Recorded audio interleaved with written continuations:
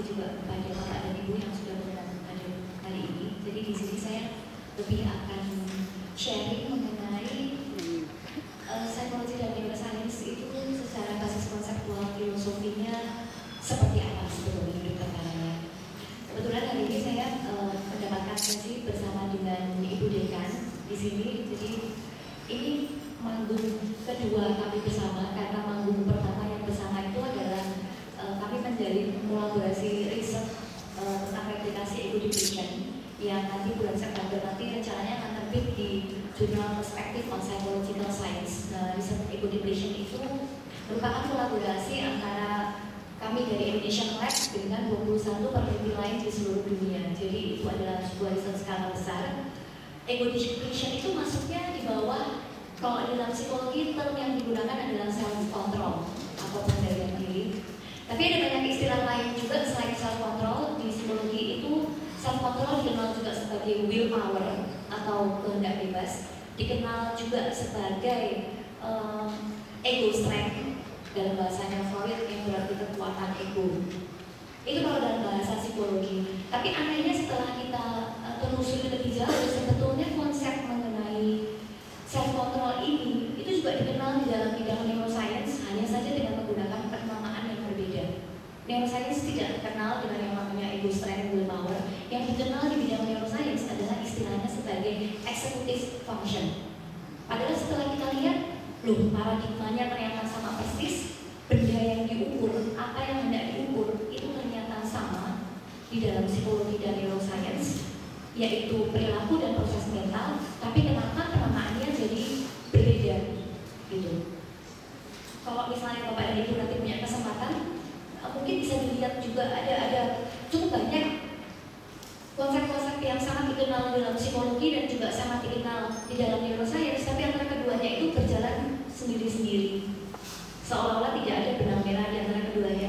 Saya rasa tujuan pertemuan kita kuliah tamu pada hari ini dan besok workshop adalah untuk mencari sebetulnya di antara kedua ini kita bisa menjembataninya di mana gitu. Karena mau tidak mau kalau kita ngomong soal psikologi dan neuroscience, mau tidak mau kita harus kenal juga dengan bapak dari keduanya, yaitu filsafat.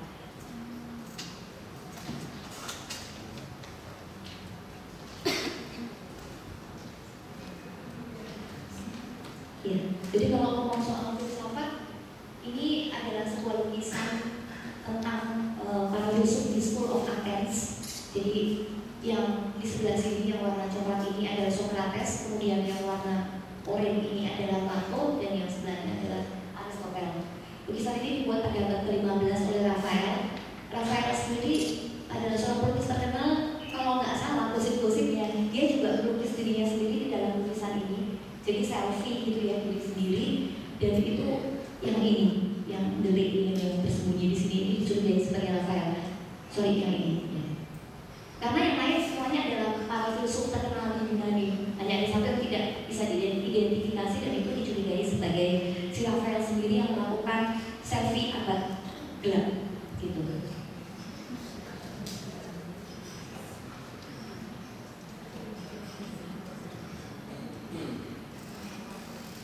Oke, kalau kita bicara soal filsafat, hubungannya apa sebetulnya antara filsafat kemudian dengan sains dan teknologi? Karena selama ini mungkin tidak banyak yang tahu juga bahwa sebetulnya berbagai macam jawaban yang diberikan oleh sains selama ini dengan menggunakan teknologi itu adalah untuk menjawab pertanyaan dari sang bapak, yaitu filsafat. Itu jadi ada 3 pertanyaan dasar dalam filsafat. Yang pertama adalah apa asal dunia, dari mana asal dunia, apa realita, dan apa hidup.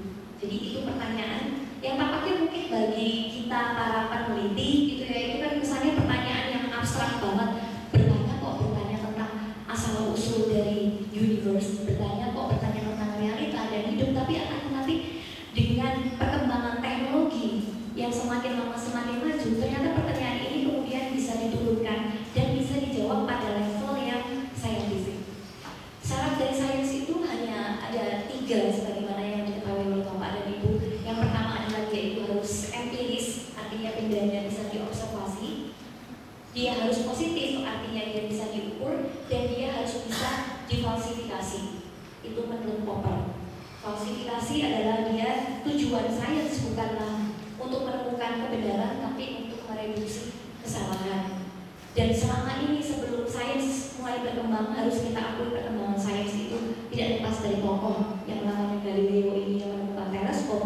Sebelum itu manusia banyak sekali mengandalkan intuisi untuk menjawab pertanyaan dari bapaknya, untuk menjawab pertanyaan ini. Termasuk intuisi yang paling jelas adalah karena setiap hari yang kita lihat bergerak itu adalah matahari. Kita pada awalnya mengira bahwa matahari lah yang mengelilingi bumi. Tapi akibat adanya teknologi, Galileo menemukan teleskop, kita kemudian jadi tahu bahwa ternyata intuisi kita selama ini salah. Yang benar adalah kita yang bergerak, bumi yang bergerak mengelilingi matahari.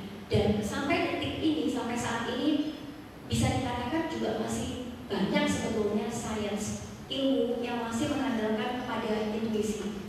Saya nggak tahu kalau dari pengalaman saya sendiri ketika saya misalnya melakukan wawancara, karena saya S2-nya dari profesi klinis, saya merasa bahwa pada saat memberikan hasil penilaian, memberikan assessment terhadap orang yang saya wawancara, terhadap klien, saya merasa saya banyak pakai peran intuisi di situ. Itu jadi istilahnya bahkan ada term bakunya itu yang namanya itu clinical intuition.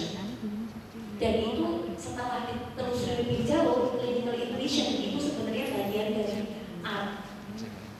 Itu yang sulit sekali sebetulnya kalau antara satu dengan yang lainnya itu sebetulnya sulit sekali untuk bisa, kalau mau kita terus hanya menggunakan clinical intuition sebagai satu-satunya alat, sulit sekali untuk bisa memenuhi 3 persyaratan sains tadi, empiris, positif, dan bisa difalsifikasi. Karena antara satu dengan yang lainnya itu akan berbeda. Antara judgement saya hari ini dengan besok itu juga sudah berbeda. Gitu.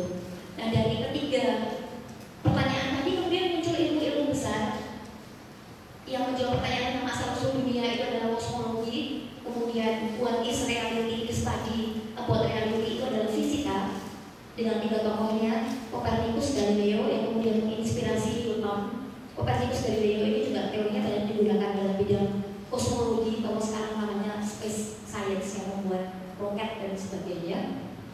Lalu yang ketiga adalah di bidang biologi itu tokohnya adalah Wallace dan Darwin.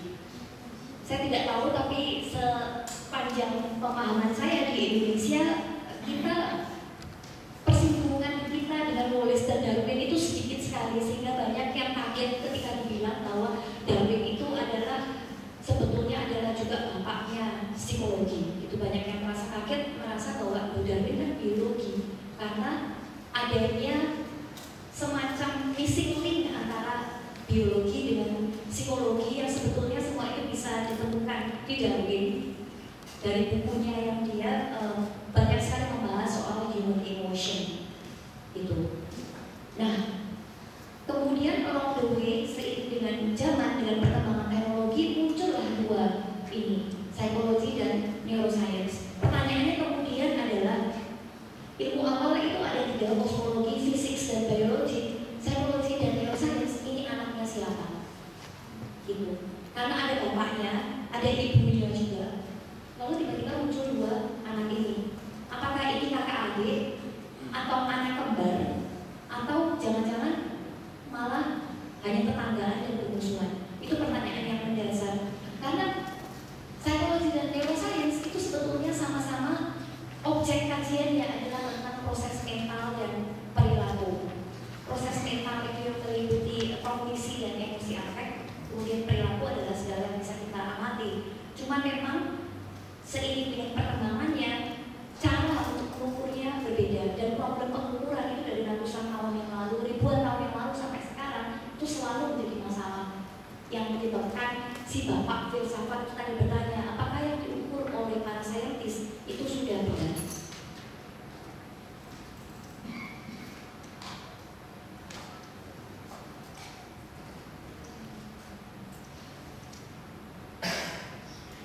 Ini kalau publikasi dari Flannery beberapa saat yang lalu di PLOS ONE ini menyebutkan psikologi dan neuroscience itu bisa dilihat sebetulnya dari hierarchy of science yang diungkapkan oleh Auguste Comte pada abad ke-17 itu Kom ini membuat urut-urutan dari sains berdasarkan kompleksitas dan konsensus yang bisa dicapai oleh sains tersebut.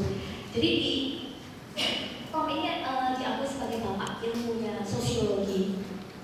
Tapi pada saat dia menyusun hierarchy of science itu dia tidak memasukkan psikologi di dalam hierarkinya pada saat itu.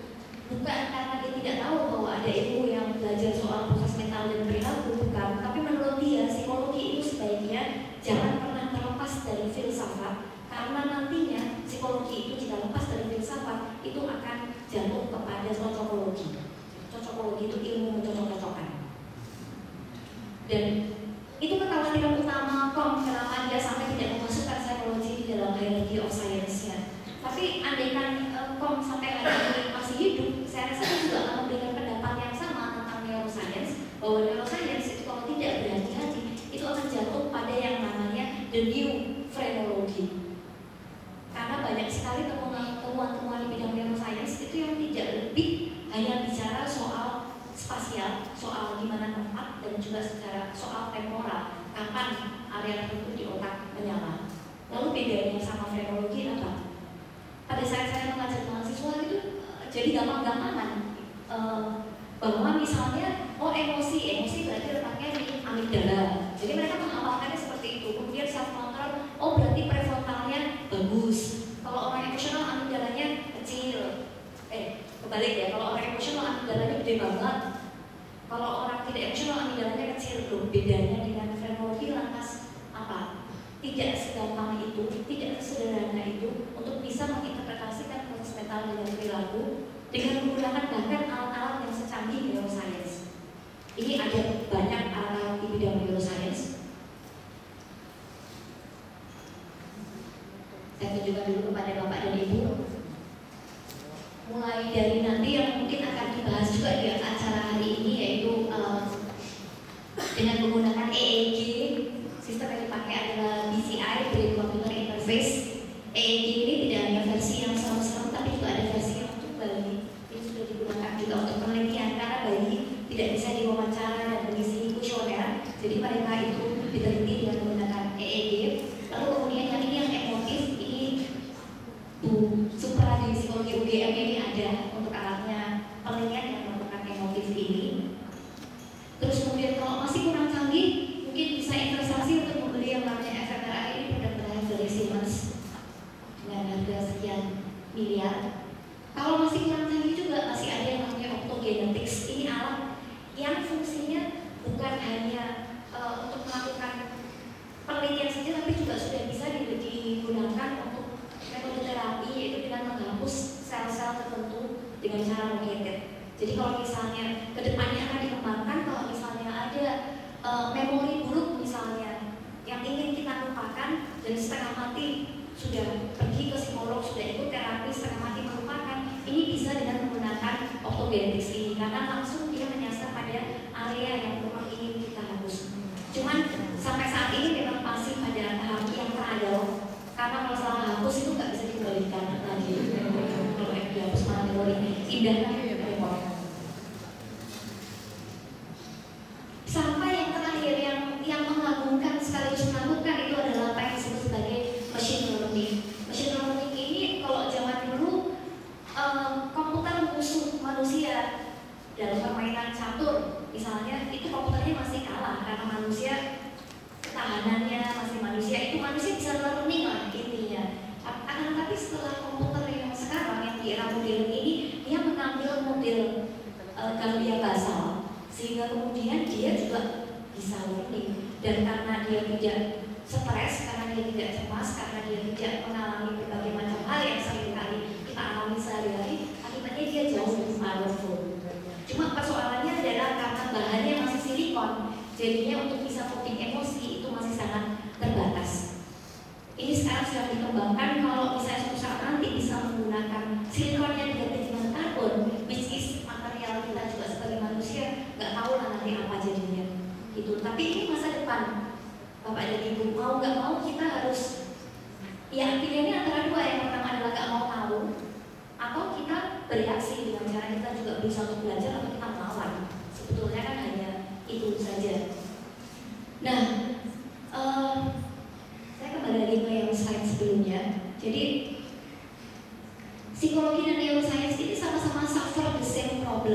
masalah yang kita hadapi itu sama, adalah kita ini menderita apa yang disebut sebagai false positif di dalam publikasi. Jadi false positif itu adalah pada saat si peneliti itu melakukan penelitian dan hasil yang ditemukan itu mendukung hipotesis yang diberikan oleh peneliti, padahal power dari penelitiannya itu tidak cukup. Jadi harusnya tidak punya kekuatan untuk menemukan hasil yang signifikan, tapi nyatanya ketemu juga. Dan ini yang paling parah sebetulnya adalah di bidang psikologi dan psikiatri. Neuroscience parah juga, tapi masih masuknya ke atas. Sampai saat ini memang belum ada kesepakatan Bapak dan Ibu, neuroscience dan psikologi itu sebetulnya apakah letaknya kalau di dalam hierarchy of science itu harusnya dia terletak di mana? Betul bahwa dia memang terletak di antara biologi dan social science. Akan tetapi sampai derajat berapa dia ada di situ? Sebagian orang bilang neuroscience lebih dekat dengan biologi, sedangkan kalau psikologi lebih dekat dengan social science. Akan tetapi publikasi research scientometric yang dilakukan pada tahun kemarin oleh Simon itu menemukan bahwa dari ratusan publikasi yang ada di bidang psikologi itu ternyata setelah ditelusuri dengan menggunakan metode scientometric, ternyata ditemukan bahwa psikologi itu lebih dekat dengan biological science. Itu realitanya adalah seperti itu, jadi bukan dekat dengan social science, apalagi dengan humaniora. Ini kalau berdasarkan peta di seluruh dunia ya Bapak dan Ibu, publikasinya anggarannya lebih ke arah sana. Nah, sama-sama berarti kita dengan neuroscience sama-sama suffer the same problem. Kalau psikologi itu sebetulnya problem utamanya adalah dari hasil diskusi dengan beberapa orang juga, baik yang emang betul-betul dari asalnya dari ilmu sosial maupun yang betul-betul asalnya dari ilmu alam. Itu problem utama yang mendasar dalam psikologi adalah ada banyak sekali masalah dalam psikologi itu yang diselesaikan dengan menggunakan kekuatan intuisi itu tadi dari orang yang menyelesaikan masalah. Di sisi lain juga alatnya yang digunakan itu yang sangat jauh dengan teknologi. Padahal kalau kita lihat sebuah ilmu itu sebetulnya ini adalah kenyataan yang tidak bisa kita pungkiri, yang namanya sains itu tidak pernah bisa dilepaskan dari teknologi. Gitu. Jadi teknologi apa sih yang tercanggih yang dipunyai oleh psikologi pada saat awal berdirinya? Sebetulnya teknologi yang dikembangkan ini adalah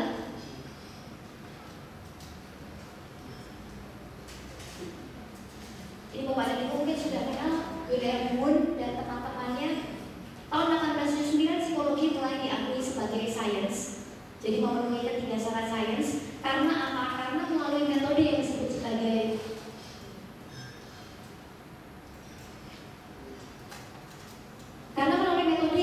metode eksperimen, psikologi ini berhasil menunjukkan bahwa dia itu benda yang hendak diukur itu sifatnya empiris, dia bisa diukur positif dan dia juga bisa difalsifikasi. Kenapa bisa begitu? Karena Wundt punya laboratorium psikologi eksperimen yang pada masa itu sesuatu yang sangat sophisticated. Kalau saya melakukan penelitian, saya mengklaim bahwa hasil saya signifikan, tapi orang lain tidak bisa mengulangi apa yang saya lakukan, itu belum memenuhi syarat falsifikasi di dalam sains. Tapi dengan berdirinya laboratorium Wundt, para peneliti dari seluruh dunia bisa datang ke sana, melakukan hal yang sama, penelitian yang sama, dan menemukan hasil yang sama. Itu semangat awal yang dibangun. Meskipun psikologi itu sejak zamannya Plato dan Aristoteles, Plato bilang bahwa yang namanya human mind itu tidak pernah bisa diukur. Plato itu adalah bapak dari kualitatif, sedangkan Aristoteles bilang yang namanya human mind itu bisa diukur, realita itu bisa diukur, setidaknya structure of reality itu bisa ketemu, gitu. Nah, pada masa itu semua orang kepengen sebetulnya cara untuk mengukur proses mental dan perilaku yang membuat kehidupan kita ini sering terombang-ambing dan sebagainya. Itu semua orang pengen tahu apa yang menyebabkan sehingga bisa diintervensi. Tapi baru bisa ketika Wundt 1879 mendirikan laboratorium psikologi eksperimen. Itu pun mungkin Prof. Diki mungkin juga sorry ya Prof. Jadi pada saat pertama kali Wundt mendirikan laboratorium psikologi eksperimen juga tidak semua orang lantas menerima bahwa psikologi itu adalah Banyak sekali yang menentang bilang loh bedanya psikologi dengan mitologi, bedanya sama kemudian pseudoscience itu bedanya ada di mana gitu, karena memang sulit sekali memang bagi psikologi, sulit sekali bagi orang manusia yang juga punya proses mental dan perilaku untuk meneliti dirinya sendiri. Nah, ini pada saat lahir, psikologi memang lahir dari lahirnya psikologi eksperimen. Akan tetapi seiring dengan perkembangannya masa remaja dan masa dewasanya, memang betul psikologi itu banyak mengandalkan pada kuesioner yang sifatnya itu self-reported dan lebih banyak mengandalkan pada metode-metode yang sifatnya introspektif lainnya. Jadi kuesioner itu sebetulnya yang jadi persoalan bukan kok bahwa kita mengisi kuesioner itu dengan menggunakan pensil dan kertas, termnya kan pensil and paper, bisa kita computerize sebetulnya. Online survei sekarang kan modelnya kan seperti itu, kita mengisi survei online dan respon yang kita dapatkan itu semuanya dalam waktu cepat dan jangka yang singkat, langsung, kemudian datanya langsung bisa diolah dengan menggunakan Excel, biasanya langsung muncul datanya. Tapi persoalan utamanya sebetulnya bukan di masalah apakah kita menggunakan pensil kertas atau menggunakan komputer, akan tetapi pada metode yang disebut sebagai self-reportnya itu loh, pada saat kita menceritakan tentang proses mental dan perilaku kita sendiri. At least ada dua sebetulnya problem dasar ketika kita itu melakukan riset dengan hanya mengandalkan self-report. Problem yang pertama tentu saja yang terkait dengan social desirability, bahwa kita cenderung untuk memberikan jawaban-jawaban yang sesuai dengan norma sosial, tapi itu pun masih bisa diatasi sebetulnya dengan berbagai macam teknik. Saat ini kan sudah banyak alat-alat skala yang digunakan untuk melihat social desirability seseorang itu seberapa jauh, dan itu bisa digunakan untuk faktor konversi juga. Tapi bukan itu juga, masalahnya adalah bahkan pada saat kita sangat berniat sekalipun untuk memberikan jawaban terhadap pertanyaan yang diajukan, itu pun kemampuan kita untuk melakukan introspeksi itu sangat terbatas. Pada saat kita introspeksi, back to intuition means seperti tadi, itu kan mataharinya yang bergerak, berarti kan matahari yang mengelilingi kita, nyatanya tidak. That's why kita butuh teknologi di sini. Jadi teknologi itu sebetulnya perannya adalah untuk meminimalisir pengaruh intuisi dan di titik tertentu nanti akan bisa membawa ke arah yang jauh lebih maju bagi psikologi. Kalau saya bicara soal teknologi dan neuroscience, itu rata-rata para neuroscientist memang tidak pernah bisa membayangkan dirinya lepas dari teknologi. Sementara kalau saya ngomong soal teknologi di psikologi, orang masih merasa bahwa loh, manusia kan bukan mesin, kenapa kok ditelitinya pakai mesin? Manusia kan manusia, berarti manusia itu kan harusnya diteliti dengan manusia sendiri. Resistensi yang seperti itu sebetulnya ya nanti kita coba lah, kalau ada ranah kolaborasi riset, arahnya ke depan kita juga untuk bandingkan sebetulnya ketika dengan menggunakan metode-metode yang sifatnya self-report tadi dengan menggunakan metode-metode yang basis pengukurannya adalah biomarker, itu apakah bisa menemukan hal yang convergence. Karena kan harusnya seperti itu. Sebuah teori itu akan menjadi semakin mapan ketika semakin sedikit penelitian yang bisa membantah teori tersebut. Salah satu solusinya kalau dari bidang filsafat, perdebatannya selalu itu, apakah psikologi dan neuroscience ini apakah suatu saat mereka itu akan bersatu menuju ke satu titik sehingga menamakan ada produk baru yang dihasilkan oleh keduanya, menyatu, atau mereka itu sifatnya otonom. Otonom itu artinya masing-masing berdiri sendiri, gitu. Karena pendekatan yang digunakan sesungguhnya antara psikologi dan neuroscience itu berbeda. Jadi tidak sesederhana itu untuk menyatukan keduanya. Karena kalau namanya psikologi itu pendekatannya adalah top down. Kita selalu melihat gejala, kita melihat pola, terus kemudian kita coba untuk tarik kira-kira penyebab dari gejala dan pola yang kita lihat itu apa. Jadi yang produknya dulu kemudian kita tebak penyebabnya. Sedangkan di bidang neuroscience itu pendekatannya adalah dengan menggunakan pendekatan yang sifatnya bottom up. Jadi dia dari proses lokasi, temporal dan spasialnya dulu, terus kemudian bagaimana output behavior-nya. Jadi pendekatannya top down dan bottom up ini tidak bisa lantas disatukan kemudian menjadi top up atau apa, tidak sesederhana itu. Gitu. Pada akhirnya 2016 ini kalau dibilang apakah psikologi dan neuroscience itu suatu saat akan merger sehingga menjadi suatu company yang baru atau akan tetap berdiri sendiri, sebetulnya di antara kedua-duanya itu istilahnya adalah mereka itu codependence, jadi saling tergantung satu sama lain, tapi tidak juga bisa disatukan karena sekali lagi metode pendekatan yang digunakan adalah berbeda. Salah satu bridgingnya kalau Bapak dan Ibu tertarik untuk mempertemukan antara psikologi dan neuroscience adalah mau tidak mau kita harus menggunakan pada saat penelitian itu metode yang kita gunakan itu harus dengan metode eksperimental. Karena kalau kita hanya mengandalkan metode yang sifatnya korelasional, akhirnya dikhawatirkan nanti neuroscience jadi prenologi, psikologinya jadi cocokologi itu tadi. Gitu. Kalau kita dengan menggunakan metode eksperimen, terus kemudian kita lihat behaviornya, sambil kita ukur proses mentalnya dengan menggunakan alat neuroscience yang canggih, yang ke depan ini masa depan kita dan neuroscience itu akan bisa seiring sejalan. Jadi menjawab pertanyaan saya di awal tadi, apakah psikologi dan neuroscience itu mereka bersaudara atau anak kembar atau bagaimana? Jawabannya sebetulnya mereka adalah satu orang yang sama, akan tetapi pada spektrum yang berbeda. Jadi mereka satu orang yang sama, hanya saja dengan spektrum itu kan berarti sesuatu yang memang seperti pelangi ya, tidak pernah bisa disatukan karena memang berbeda. Tapi dipisahkan juga tidak bisa karena